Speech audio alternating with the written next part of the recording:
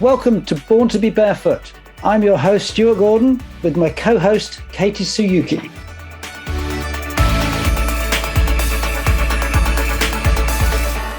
Okay, so welcome to the Born to be Barefoot podcast. Again, we're all over the world with this one. Our latest guest is a gentleman by the name of Tony Green, who is in the depths of Australia. My co-host, Katie Tsuyuki, is in the depths of the countryside in New Zealand somewhere in an RV. I'm still here in good old England. Just had my breakfast. It's 8 o'clock in the morning. Tony, welcome. What time is it for you, wherever you are? It's about 7 p.m. here in Australia. So thank you for having me. That's a pleasure. Katie, what about you? You're on what time? It's about 9 o'clock-ish here in the middle of nowhere, just outside of Christchurch in New Zealand. I think we should just qualify. You did mention that you're surrounded by cattle and sheep. So if there's some strange sound effects during the course of the podcast, we'll explain it in that way. Yeah, on the farm for sure. So our guest, Tony, is a runner. I think that's probably the best way to sum you up, Tony. You've been running for a heck of a long time. You've done marathons and ultras. You're into trail running. So what we want to try and talk about today is how you got into running, your experiences of running. I know that you're a big fan and an advocate of minimal shoes. So I want to talk about, and we want to chat about how you got to that point. What started you running in the first place? What made you change to the minimal shoe stuff, and then how that's gone for you and what advice you give? Because you're a coach as well, I believe. Yeah. Yeah, great. So how you then incorporate those thoughts and ideas and processes into your coaching. So first and foremost, how did you start running? What kicked you off with running? Well, I guess my journey with running started when I left school. When I left high school, I lived in a country area of New South Wales, Australia. And I moved to Sydney not long after I finished school. And all my sort of childhood and high school years, I did a lot of team sport, soccer as we call it here, and rugby league and things like that. And then when I moved to Sydney, I didn't really have a friend group there. So I suddenly became fairly, I guess, sedentary and not doing anything. I didn't have a lot of friends. So I started doing some running. Before work and after work when I could. And then I guess it just sort of progressed from there. I started to enter races and, look at training techniques and buy magazines and get further into sort of running. I started doing sort of fun runs every other weekend whenever I could when I was in Sydney. And then, just started to progress as a runner, really. That was probably 20 plus years ago now. So, it's a lot. I guess there's a long journey there, but that's pretty much how I started running. Cool. And so, what at that time in and around that Sydney area, were there a whole raft of running races you could go to? Presumably there's no Couch to 5K or anything like that at that time. No park run. So there was nothing like that. No park run or anything. So I'd sort of just buy running magazines and look for races that I wanted to enter. 10K up to probably 5 or 10K at that stage. I'd enter and go into those races fairly regularly. And I started off, not knowing much about it. I wasn't running very far or, training fairly poorly. And then, as I got better, as I got to learn training, I started to get better and, sort of progressed from there. So it says that you've run a marathon sub 3 hours. Like, yes. When was the first marathon that you ran? The first marathon I ran was 2001. There was a point when I lived in Sydney, 2000 Olympics were on, and they had the first event they had there at the Olympic Stadium was a Olympic trial marathon. And at that point, I'd done probably a couple of years of shorter races, and I wanted to see the stadium more than anything because I'm a big sports fan as well as a runner. But so I went and watched the end of that race in 2000. It was about probably 6 months before the Olympic Games in Australia, and went and watched the end of that race, and something really caught me, how people would finish that race. And obviously 42 kilometres is a long way. And I was really captivated by that. So I guess I probably pledged to myself that day that I was going to do that race the year after. So 2001, I ran the Sydney Marathon which was on a pretty similar course to the Olympics. Ran across the Harbour Bridge and finished in the Olympic Stadium. So it was, really great day, that one. Yeah. And what was your time then? What was your starting time? My time then was 3 hours 6. Okay. So I was hopeful that day to run a sub 3 hour marathon, but it obviously all fell apart a bit near the end there.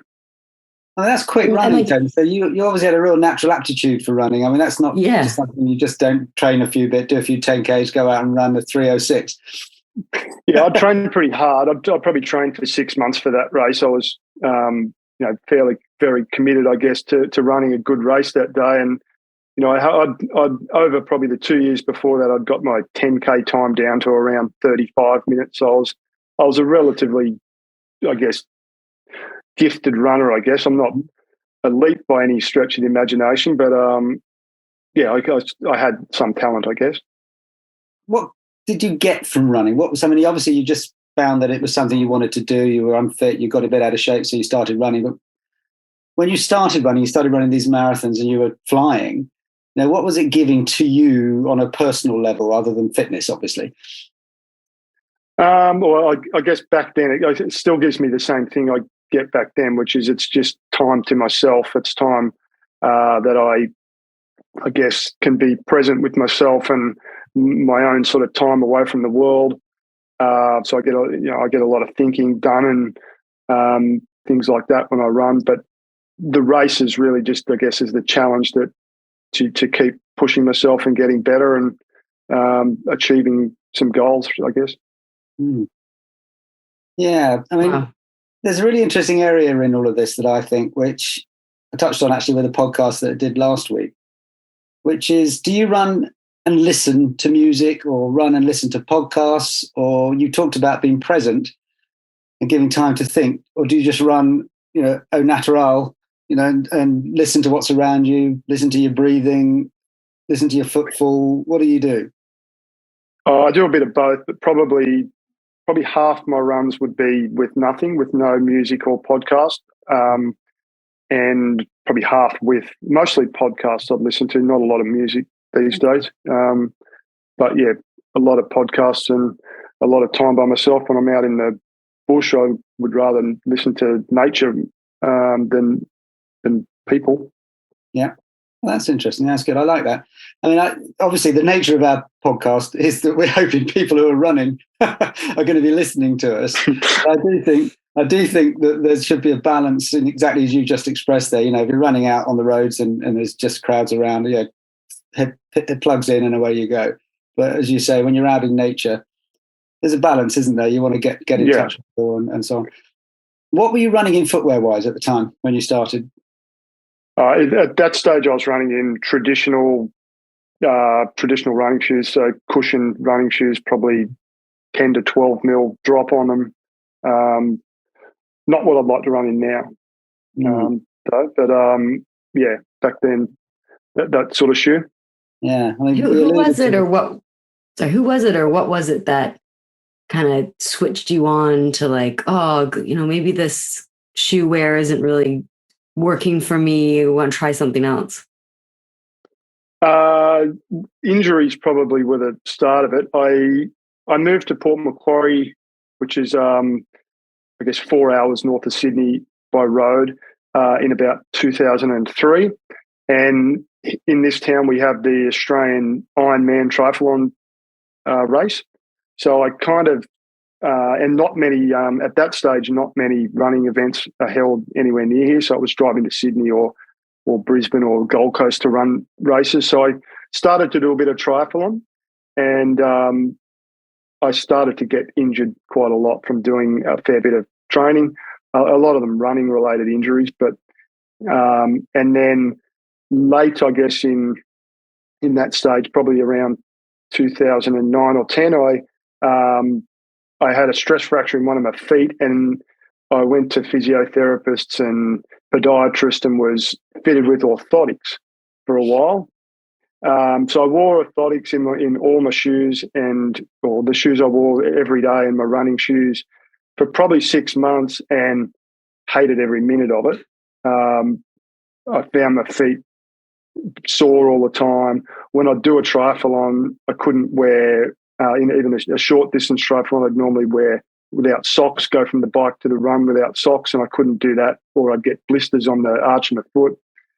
So I started to do a bit of research on footwear and found that at that stage, I guess the Born to Run craze had started with the Vibrams and things like that. So there was a fair bit of research I could find on the internet that suggested that wasn't that cushion shoes weren't the best way to run. So I sort of started the transition from there and thinking about it.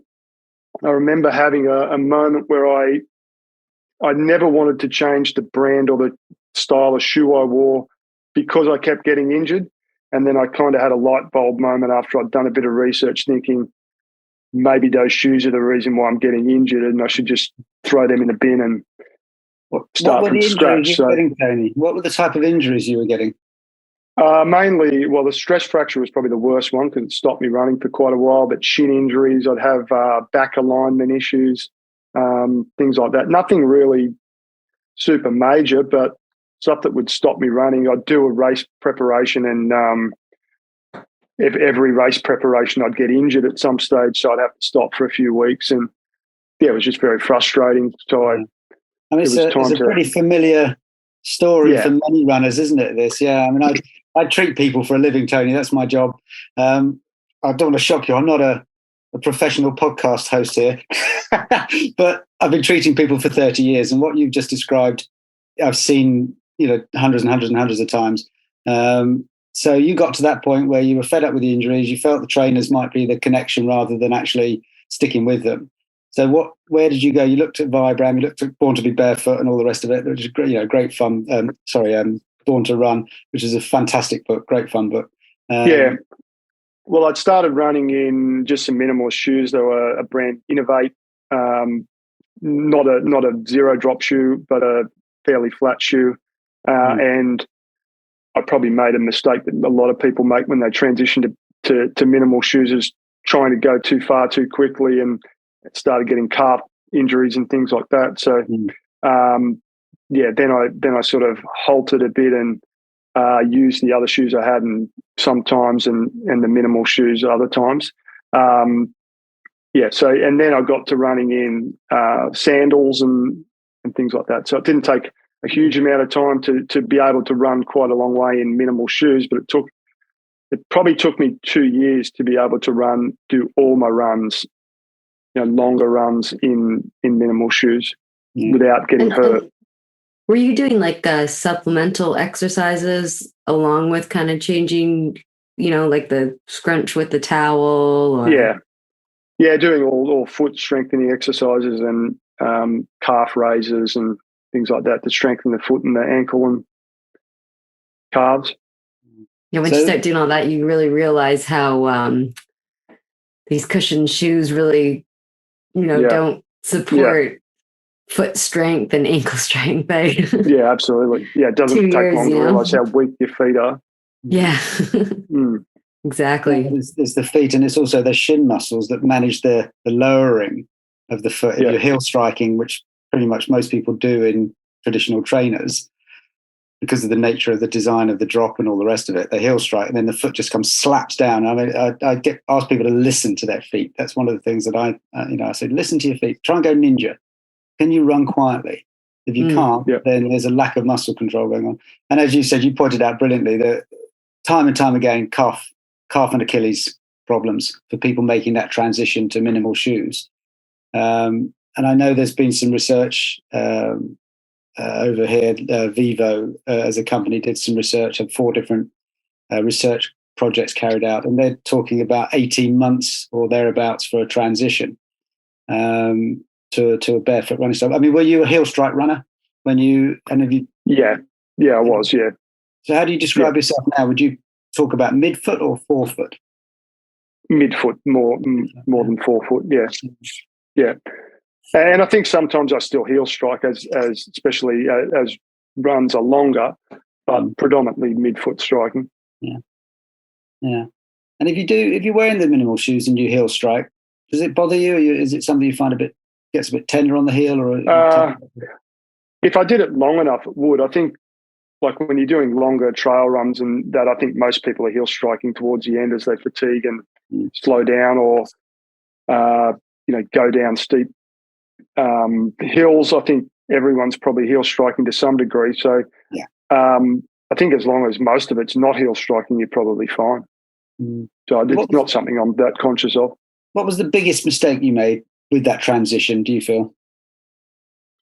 Trying to run like normal mileage that I'd be able to run straight away with minimal shoes, and just getting sore and then trying to run through soreness. Yeah. So as a coach now, if you're advising people on that process, what do you suggest? I mean, you might get somebody who regularly is knocking out 40, 50 miles a week quite happily. In the transition, what would your recommendation be? My recommendation would be that if they still want to run 40 or 50 miles a week, that supplement a lot of those miles initially in the cushion shoes, and slowly alter that the amount they're running in the minimal shoes. So it might be they're running 40 miles a week. It might be start with 5 miles a week and slowly change that so more and more of it's in the minimal shoes compared to the cushion shoes, or just stop running as much and spend more time in the minimal shoes and less in cushion shoes. And the other thing I'd get people to do is spend or as much time as they can barefoot or in minimal shoes for everyday life. Because running's only a small component of most of our lives. If you spend an hour running a day in minimal shoes and then 8 hours at work in cushion shoes that are cramping your toes up, then you probably didn't need to run in the minimal shoes to start with. Yeah, that's a really good point. And I think that that's a real common thing for athletes, to just like want to go hard now, me being an athlete, it's like, oh, I just want to get into it. Like, but when you sit back and explain it, like how you explain it to it makes perfect sense, like it's common sense, but the athlete in us that wants it all right now just wants to go with it, right? Yeah, exactly. I think and then we have a lot of people have made that mistake. Yeah. I think I don't know whether this is a generational thing. I mean, I'm a little bit older than you two, but when I grew up as a school kid, we had plimp soles, and they were as close to a minimal shoe as you can get. So basically, modern minimal shoe. They were just literally a really thin crepe-soled shoe that we would be running around the gym at school, running around the playground at school, playing sport, doing running races, whatever it was. So the notion of going to minimal shoes, I found really fascinating. It's a perfectly natural thing to do. I mean, I crowdfunded one of the companies over here when they came out, because I just thought, this is back to what I grew up with. And then the trainers that came. Sorry? If I'm thinking right, like maybe to the movies and stuff, you see the kids in these like really minimal shoes, but they still didn't have display, right? You're still kind of in a little bit of like a narrow foot box. You didn't toe box. You didn't have like the. That's true, actually. Yeah. I don't know. I'm just going by movies that I remember, like the little school kids running around. Your parents talked about and showed you. Yeah. Okay. Thank you, Katie. So then we got a brand came out called Green Flash, which was predominantly a tennis shoe at the time. That actually did have a wider toe box, funny enough, and again a bit of a thicker but completely flat zero drop sole. Not much cop for running, particularly trail running, because they had terrible grips. And then gradually the trainers came in, and initially through my childhood and my youth, and sort of when I was, as a teenager, zero drop. No, there was no notion of having trainers with that 10, 12, whatever mil drop. And luckily, I mean, I was playing a lot of sport, but my running training was in football boots, soccer boots predominantly. So I didn't have this issue of it. And then when I went back and started to try and run in the more modern trainers, that actually killed me. It was really horrible. So the shift for me back to minimal shoe was a piece of cake, because it was back to what my body had grown up with and was used to and liked. I've got a little bit of a calf twinge, but not much, and I just had to slow it down. And as you say, exactly. And I was wearing them all the time, Tony. So I think that's the best advice probably amongst all of those things there, is wear them for those 12 hours a day that you're on your feet, walking around at work, on the way to or from work. Get used to them. Get used to that feeling, isn't it? What's that feeling do, Katie? Strengthens your foot. But how does it do it? Let's get to the nub of how this minimal thing, how this contact works. What's the nerve system called? The oh my gosh, Come on. parasympathetic Tony, nervous do you know what the system. nerve system's called that we're talking about? No, I don't. Okay. I'm sorry. Well, this is really, I think it's really worthwhile pointing this out. I know what this is. This is the proprioceptive. proprioceptive nervous system. Sorry. So Proprioceptive nervous system. Areas. It should really come like naturally now. It should do. You've only been wearing them and thinking and training in that way for about the last 4 Oh, not just that, but what I do, acrobatics and stuff, like doing flips and, always using that. So that nerve system, proprioception, it's been an interesting journey for the minimal shoe world with that one, because, of course, when they first came out, that was their claim, was that they would stimulate, in running in minimal shoes, would stimulate the proprioceptive nerves on the foot and give us that better contact. Well, they give us the better contact, but interestingly, there wasn't an awful lot of evidence to show that they did actually stimulate those nerves. And I'm going to give a tilt towards our show sponsor, which is Barefoot Science. And they came into that category because they are structured in a way specifically to wake up that nerve system. And the guy that designed it didn't do it for running originally. It was for people to help improve people's balance. So you've been sent a pair, Tony, of these insoles that are these proprioceptive stimulating. Hey, you had a chance to use them yet? Yeah, I've been using them for a few months now. So I would. They certainly do that. They certainly do stimulate, the soles of your feet and give you that awareness that you're wearing them. So because I think this transition period still, for a lot of people, as much as you can give them advice, or I can give them advice as a therapist to say, wear your shoes as often, minimal shoes as often as possible, do your foot strengthening exercises, do this, do that. The foot strengthening exercises will work while they're doing them, but then they walk around for the next 2 days and then go out for a run. The benefit from that will probably have faded somewhat because they're not going to get that stimulus. And that, I feel, is where this proprioceptive stimulating type insole can be of massive benefit for anyone looking to take that transition. So having tried them now, there are 7 levels. How far have you gone through? Yeah, I'm on level 4. I started, obviously, level 1's smaller level. I went quickly through probably level 1 and level 2. I'm wearing those in minimal shoes, though. All my shoes are minimal shoes now, so I'm wearing those in minimal shoes. Is that the 3/4 or is that the full length? The 3/4 I've got. Okay, 3/4 sole, do you mean? Yeah. So I've got a level 3. I spent probably 3 weeks on those, and then level 4, I've been on those for 3 or 4 weeks now. So they're certainly giving me that feeling every day, all day. So level 3 probably slowed me down a bit. I felt that a couple of times my feet were a bit sore at the end of the day. So even someone who's been wearing minimal shoes for a long time, that awareness was great. That's really interesting. I mean, the purpose of the podcast called Born to be Barefoot, and one of the key drivers behind that is looking at longevity of athletic life. We want to hear stories from people like yourself, people from youngsters, people in their 70s and 80s. What is it you think that you can do to keep running? What are the techniques? Have you sort of planned? Have you changed your processes you've gone through? You're in your 40s now, I believe. Do you still run the same, train the same? Have you altered things, eat the same? Well, in terms of, I guess, my training, I'm able to train more now than I ever had. So my mileage when I have a race preparation now is as much as I've ever run. Right. I'm able to run pretty much every day. I run about, when I'm training for a race, about 100 kilometres a week. Usually 6 or 7 days a week I'm training. So I have no issue with injuries now. I haven't had a running related injury for more than 5 years.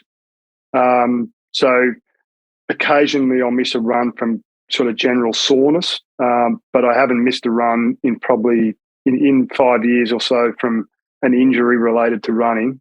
And I put that mostly down to successfully transitioning to barefoot shoes, really. Wow. So the races I'm doing now, the longest races I've ever done, and take the longest time because of that. So, I won't wear another cushion shoe again, I think. When I was training and whatever. My friends and I, we used to have this thing called like, well, he could like, the older athlete could do it because that's like old man strength. Like, Yeah. do you think there's something to be said about like old man strength? It's like, are you smarter? Do you think you're actually, like, what are your thoughts on old man strength? Not that you're old or anything, but yeah, you know what I mean? People have heard this term before. Yeah, I've heard that term. I look at older people than me and think that's old man strength, I guess. So I don't think I'm that old. I think I'm trying to stay young rather than get old man strength. But I do know what you mean, and I think you build a base of, especially with a sport like running, you build a base of, I guess, fitness and training over a long period of time that you don't get if you just pick up the sport in the last couple of years or so. So I do agree with you, but I'm not there yet. Like it's more like a wisdom thing. But you coach, right? So like what's the range of ages that you're coaching here? I've only got a small group of people mostly in the 25 to 40-ish age. Okay. Have you coached any like, older than 40, like, 50, 60 athletes? No, okay. No, I haven't had anyone that age. Yeah. Well, it'll be interesting to see the coaching differences of that group. Yeah, well, but I think for myself, if I'm whenever I'm able to run mileage that I want to run and like run daily and not get injured or not feel like I need to take days off, then I'll continue to do that. And I don't see why that's going to stop anytime soon or, in the next 10, 15, hopefully more than that years. When I started doing what I do about 30 odd years ago, one of my very earliest clients was a guy who came in and he'd been running, I think he must have been in his mid late 60s. And in the year preceding coming to see me, he had run 250 races. Wow. Anything from, I know everything from 5Ks up to marathons. He was traveling all over the world competing in these things. And the hoot of it was he occasionally would come in to be injured. And and this guy didn't drive. So if he had to go to a race anywhere, he would have to get a train. And he used to run to the train and then jump on the train, then go to the race. And he did this once on the south coast of England. There's a run called the Great South Run on the seafront in Portsmouth. And he finished the run, realised he only had about 3 minutes in which to get to the station to get on his train. So he sprinted and actually pulled a calf muscle as he was jumping up onto the train. I thought there was a certain irony in that. But I mean, he's as far as I know, I still see him occasionally. And that was about 28 years ago. And I still see him occasionally, not so much actually the last 5 years. I haven't seen him for about 5 years to treat him, but he was still running, I would think, into his sort of early 80s, very comfortably. It was something he just needed to keep doing. I think his problem would be if he stopped. I don't know whether that's any logic in that, but I think if people are doing the sport and you're running and you say you keep going, as long as you can keep doing it the way you're doing it, you're going to keep doing it. I think for a lot of people, if they change, if they suddenly think, well, I'm getting on a bit, I better sort of slow down or I better wind down a bit, sometimes wonder whether they break the rhythm of their training and the rhythm their body's got used to. It's an interesting one. I mean, there is a site I follow where it's running for over 50s. They've sort of picked a particular age group of over 50s, and they come up with some different training based on sort of biology and the way that the body changes, just subtle changes. And I think is that obviously with your group, as if they stick with you and you and they sort of progress upwards through those years. It'll be interesting to see whether you find some research or look into that to see what subtle changes you feel that people should make, or whether you just say, no, guys, we're going to keep going. As I listen to our bodies, maybe, I don't know. Yeah, I think it's possibly listening to your body. I think that's a big part of it, and understanding when you need to take a day off and when the body needs some rest. But yeah, I just think I think you're probably right with that gentleman you're talking about earlier. I think running's good for me, so I'll just keep doing it, and I don't really see why I can't do it forever. That's the plan, I guess. Anyway. When you talk about rest, What type of, like, do you do active rest? Like, what type of rest do you do, Tony? Well, days off I have rest, so I do take days off from running. Sometimes my motivation wanes when the weather's bad or something like that, so I have a rest day. I generally don't plan rest days. I do it when sort of life gets in the way of my running. But yeah, active rest. So a lot of my runs are very easy runs. So I make sure my easy runs are run easy and gives me the ability to be able to run daily, really. I'm sorry. And what's an easy run for you? Just a pace that I could hold a conversation with someone if I'm running with them. So easy pace. That's probably when I'm going to listen to a podcast if I'm by myself. And just probably 40 minutes to an hour conversational pace, and not too hectic at all. Do you mix up the training and do interval work, do speed work, do strength work? Yeah. Yes. Yeah, absolutely. Yeah, I'll do strength work, a lot of hill running for that. A lot of my trail running is quite hilly courses. So, hill runs, intervals, threshold paced runs, and long runs as well. Mm. And I mean, there's obviously an awful huge amount of technology available now for tracking what you're doing. Pretty much everything can be measured and tested off the wristwatch or the phone app or whatever. Is that something you're an advocate of? Are you into that sort of stuff? I do like to run to heart rate. So I wear a heart rate strap and measure my heart rate when I run. So that usually I'll look at my heart rate to try and make sure it's not too high on things like my easy runs. But I'm not a big one to look at pace and lots of different metrics. Running, I think I do look at the pace if it's an interval run and my distance and things like that while I'm running. But most of the time I run to feel and to heart rate most of the time. Yeah, just in case. I mean, hopefully the people that are listening, I think, are pretty often going to be aware of some of the terminologies, but we've used the phrase interval running.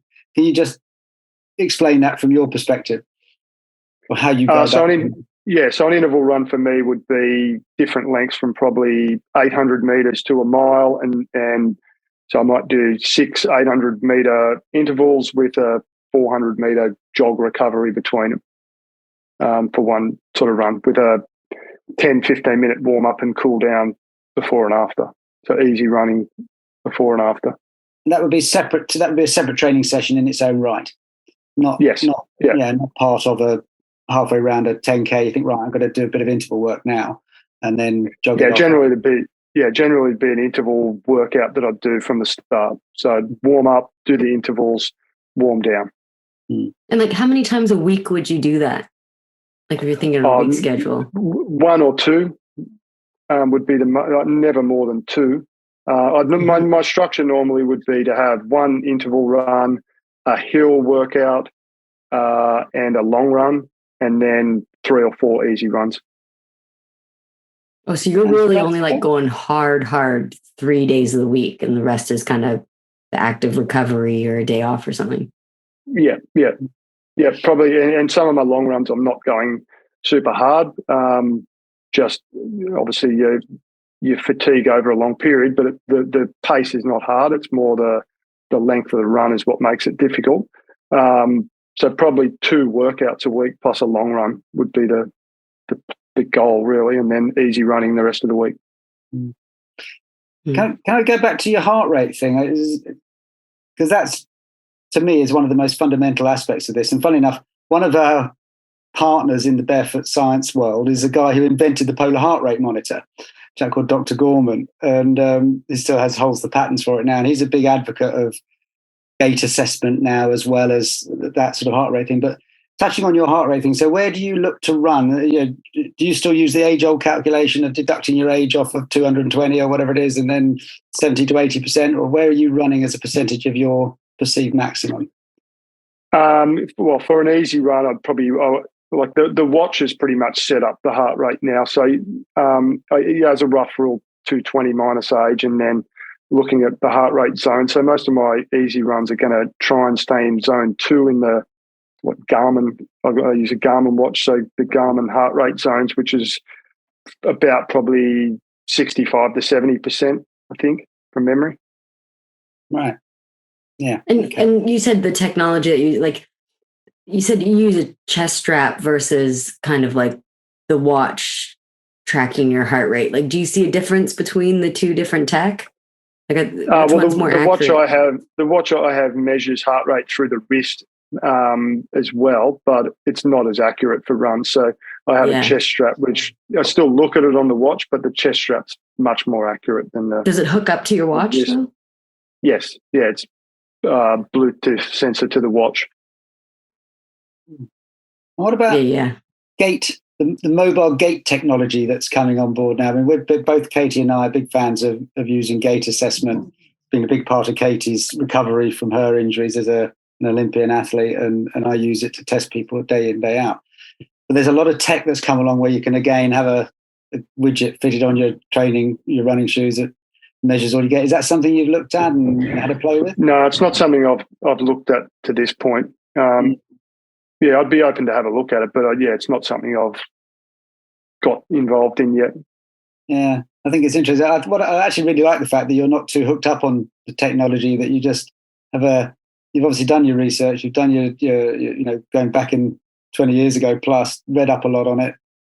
And a lot of that still applies now, doesn't it? You can come up with new technology that tells us all sorts of things, but the fundamentals of heart rate and pleasure, feeling good. Yeah, I guess that's my philosophy, is the heart rate will make me train the right energy systems and train to the right degree so I'm not burning myself out. And then if I'm enjoying my running, I want to come back and do it the next day and keep doing it. So, I think we can overcomplicate things with the technology we have in a lot of ways, whereas running's a pretty simple sport. It's not like a Formula One car where you need an engineer to drive it. You can just go out your front door in the morning and go running, really. So, yeah. I mean, you live in a pretty scenic area to be running, but like, have you traveled a lot to run? Like, where's the most like epic place that you've ever ran where you're like, this is the coolest place ever,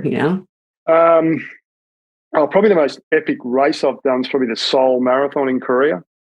So my wife's Korean, so on a family holiday there, I planned around the Seoul Marathon. I ran the Seoul Marathon, and that was my first sub 3 hour marathon there. So that one's pretty special marathon I ran. And do you think, like, was it the scenery? Was it just the vibe? Was it being in another country? Like, being in another country was pretty cool, and like, it's a big marathon, so there's 20,000 people or so in it. So very populated, and so good atmosphere, and finishing in the Seoul Olympic Stadium as well there. So it's a pretty nice marathon, very flat. Do you run through all the mountains? Because like Seoul, it's pretty. Not there. Scenic. So that one's just on the road, so it's a fairly flat course. So it's ideal, and it's cool time of year in March. So it's it's an ideal marathon to run a fast time, which is nice. And in the city of Seoul's pretty nice as well to run through. You see a lot of the sights of Seoul, the city, not so much the mountains and things. So, was it the Olympic course? You said you finished in the Olympic Stadium. Was it the same as the Seoul Olympics route? I don't know that. It's I don't know. No idea. But it finished in the stadium. That's fantastic. Wow, that finished in the stadium. Yeah, that's pretty awesome to finish in that stadium. Yeah. Yeah. Nice one. Wow, like it says here that you have 3 kids, right? With your lovely wife, and so like, just thinking about your kids, like, do you look at what they're putting on their feet, and yes. Do you research what shoes? Because like, I got a 2-year-old, right? So I'm in the realm of like, I get him here in New Zealand. We're pretty lucky. We're going into summer. He's been barefoot most of the time, or I just have him in a thin leather kind of moccasin type thing. But like, what was your kind of little bit of adventure with putting, shodding your kids? Well, trying to keep them out of shoes as often as we can. So when they're at home, they're not wearing shoes. We don't wear shoes in the house or in our yards and things around the house. Just trying to find flat, flexible shoes is, I guess, for toddlers and things, it's difficult. My youngest one's about to turn 4 in a couple of weeks, so he's, I guess, just starting to get into normal sort of kids' shoes. So, just trying to find flat, flexible, and as thin shoes as we can, which is not easy. But Vivo have a good kids' range of shoes, so my kids wear those, and we sort of hand them down as they grow out of them to the younger ones. Yeah, that's the only. That's exactly what I feel too. Yeah. You know, because kids, a statement of the obvious, kids grow fast, and as you said, you've got 3 children. At least you can do the sort of the hand-me-down thing. Which and they're hard on their equipment, on their shoes. I look at the prices for kids and think, oh. Yeah, they are pricey for kids. I think the ones for adults are pretty good because they last a long time, but the kids do, well, they grow, which is not good for shoes. No. We should stop feeding them. Yeah. Might not be the best idea for other health things, but save money on shoes. Stop feeding children. There's a new campaign. But yeah, it is a tricky one. I mean, I've went through my kids when I got into the barefoot shoe thing and the minimal shoe thing. My lot were already in their teens. They're all in their sort of late 20s, 30s now. But damage has been done. Yeah, largely. I mean, luckily we as much as possible were barefoot around the house and the garden and on the beach and what have you. If we can get down to the beach. And I grew up the same way, playing football barefoot. You know, that was a really good way to develop. But it's not so easy. You know, there's the fashion aspect of shoes as well, isn't there? You know, if you haven't got the right shoes, you're not part of the in crowd. Unfortunately, there is that, especially as the kids get a bit older. But there's also not a huge range of brands that have them, so you're sort of limited to a degree. But it's a bit disappointing, I guess, for the shoe industry. But not much you can do about it. So. Let's keep it between us. How about we launch a low-cost children's minimal shoe? We could do it. Good. That's true. Don't tell anyone. See what we can accomplish. Got to be a better way to get kids started, in my opinion, in a more natural way of moving. Definitely. Yeah. I mean, I see. But Tony, why don't you tell us, like, as a runner, what is like one or two of the biggest accomplishments like that you've achieved? Is it like coaching? Is it runs that you've been doing? Is it probably in my own running? My sub 3 hour marathon's probably the highlight. I've got 2 sub 3 hour marathons. Recently, I did my first 100-kilometer trail run, which is probably my biggest achievement. I think And is that considered ultra running now? Like once you're in 100 kilometers, is that ultra, or where's the ultra line? I guess technically anything over a marathon's an ultra, but probably 50K and bigger is what most people consider ultras. So 100. So you're like super ultra. Oh well, you can go a lot further than that if you want to. People do. I don't know these things. What was your time for that, Tony? That was 12 hours 54. I did for that. Wow. That was only a few weeks. That was 4 weeks ago. What? Yeah. 12 hours. Yeah, I had a goal. How long did you sleep after? I couldn't sleep the night then. Well, my body was too sore. Every time I rolled over, my body hurt. So I didn't sleep real well that night, but I made up for it the next couple of nights. What do you do for recovery there? Like when your body's like aching, like do you do like ice bath? Do you do like compression suit? Do you do painkillers or, you know?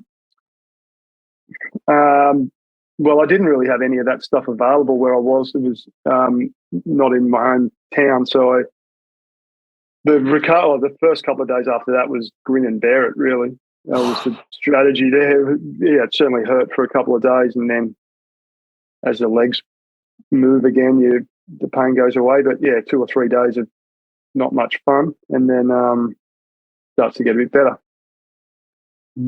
Those sorts of races, do they have on-site massage therapists and such like? Probably. I didn't see them where I was, but most races will have like massage afterwards and things. Is that because you were flat down on the floor? No, I finished okay. It was the night when I finished. It was kind of just get some food in and get back to the hotel. I'm going to go just quickly. I'm going to say I've got a guest coming on in a couple of weeks' time. I just saw him last Tuesday, I think it was. He was on number 29 of 35 consecutive marathons in 35 days. Which he just finished yesterday or day before yesterday, and he hobbled. Does he look like a skeleton at the end of that? No, I find this fascinating. I don't know whether you come across people or work with people, Tony, who do that. I don't know. I mean, I just was asked by his team. They did an interview, and I was asked to say, "How do you train for something like that?" And I thought, wow, I don't know that you can really. I don't know you can. You just got to get out. There was a guy. Mental. Yeah, the day after I finished that 100-kilometre race, there was a guy in Australia who ran the width of Australia, so from Western Australia to Sydney, which was like 4,000 kilometres, and he did it in 45 or 6 days. So he averaged like 85 kilometres a day. With the heat, through the desert, through all conditions that Australia can throw up. And that happened. He finished that the day after I finished the 100-kilometre race, and I could barely walk. And I can't believe he could get up and do that again the next day and the next day after that. So, yeah, people do some insane things and push the body pretty hard. So, yeah. Wow. This Talking about races, why don't you tell us about... Oh, go ahead. I was going to say, this is where the mental aspect, the mental strength and the ability to switch into that comes in. That these guys who get up day after day, their bodies are going to be sore, but there's something in the psyche that then says, I'm just going to get out and run. This is what I'm doing. And it seems to be that once they get going, they're okay. They seem to be okay. Yeah, I mean, we'll talk obviously with this chap that's going to come on. You'll meet him, KG. He's an interesting character, but he didn't think he'd be able to do he knew he'd do it, but he didn't think he'd be able to do it with any quality.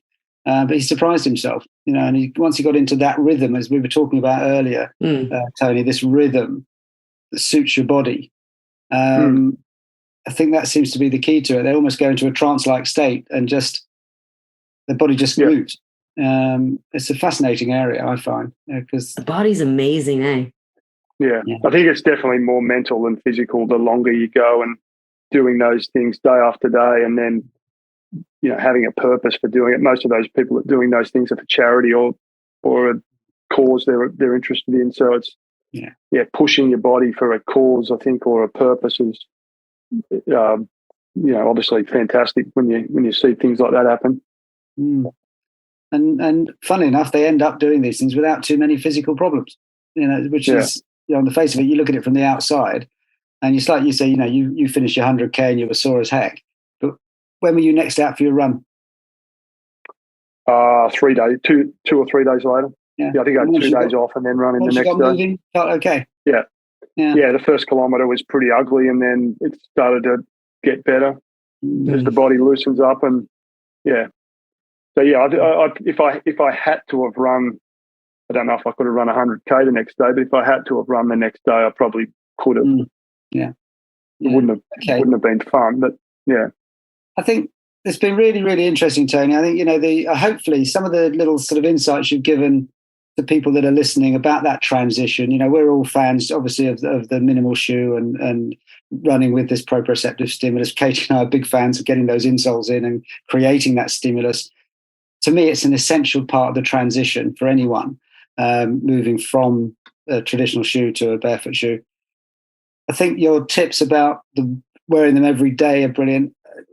Lots of simple advice. It doesn't have to be high tech. It doesn't have to be sort of super science-based, does it? It's a lot of common sense, and I think that's what you've brought to the podcast today. It's a really common sense approach to being kind to your body, working within your own sort of parameters, if you like, and just being aware of how you feel and how you're moving. So I think that's great. Thank you very much for sharing that with us. And sub 3 hours, wow, that's pretty impressive. And you're looking to improve on that? I'll probably move more to the trail running now. I think I get more enjoyment out of running in the trails now, so I'd probably stick to those for a little while. But yeah, maybe I'll try and go a bit faster down the track. Hopefully I can still do that and still do some faster times down the track if I can. So Always do you good to have any those. races coming up? Can you tell us about? None this year. My last one was the 100K I was talking about, which was about 4 weeks ago. So it was probably my goal race of the year. And yeah, so get through Christmas and try and plan some new races after that. Okay, just so to finish off, Tony, if people wanted to just sort of track you and find out and maybe make contact with you, how can they do that? The easiest way is probably Instagram. My Instagram is called The Runninger, as in running, as in runner or running. ER at the end. Yeah, running ER on the end. Got it. That's probably the easiest way to find me, yeah. Okay, brilliant. Well, thank you so much. And I think you got a website too, right? That people can go check out. Yeah, which is the same, therunninger.com.